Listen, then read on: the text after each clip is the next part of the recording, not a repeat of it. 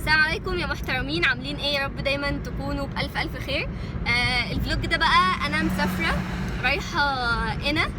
هو بصراحة مش ايفنت ولا اي حاجة من الحاجات دي، هو كامب خيري مع جمعية رسالة، فانا يعني مشتركة معاهم في نشاط قوافل داخلية وكده، فهنروح بقى ويعني عمل خيري وكده، فانا هعيشكم معايا بقى الثلاث ايام دول او الاربعة يعني على حسب، بس هما تلاتة يعني انتوا تعيشوا معايا بقى كل حاجة لحد ما اوصل بإذن الله، ولحد ما ارجع تاني بقى مكاني بإذن الله.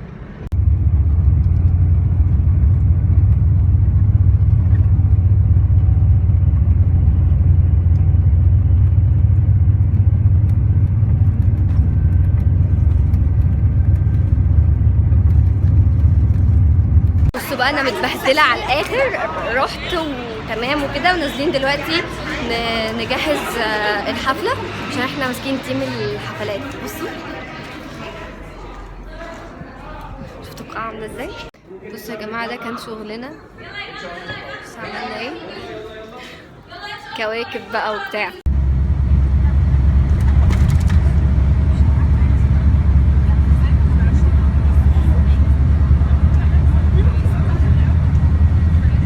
انا دلوقتي نزلت مجددون علشان بقى نشتغل بقى وهندهن بقى وكده. حابه اوريكم ان حاجات اكتر من كده. مش عارفه ازاي، بصوا يعني اقول ايه. طيب بصوا الشيكه عنواني، بصوا كروكس بقى وجيبه بالمشقلب وايه، يعني جميله، انا جميله.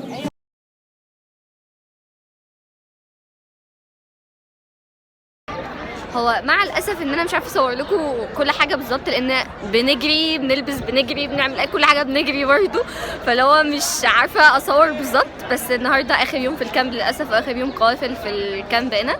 فبصوا ده بانر ده فيه عليه صوره عاطف، عارفين عاطف هو عامل كده اللي هو كده وماشي، هو احنا كنا كده. ده تقريبا كده اخر يوم، رايحين بقى ننظم الحفله وكده. بتضحكي ليه يا وسام؟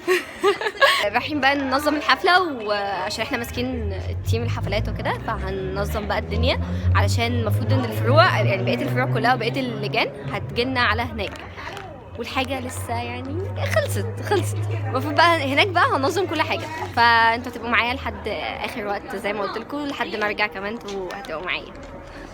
بصوا بقى ده كان تنظيم الحفلة. ده جيست بوك احنا عاملينه، رسالة قوافل داخلية كان بقنا تمام بقى. في بقى جوه بقى صور بقى ناس وايه، يعني مظبطين الدنيا خالص. بصوا شكله حلو جدا. هبقى افكر اعمله معاكم في مرة، بس انا اصلا مش انا اللي عاملاه، بس يعني هفكر اتعلمه واعمله معاكم في مرة. بصوا دلوقتي في المراكز مش عارفين بقى نعمل ايه، ربنا يستر. هو لحد دلوقتي تمام. ممكن المفروض ايه استكشاف لا استكشاف اتقال خلاص.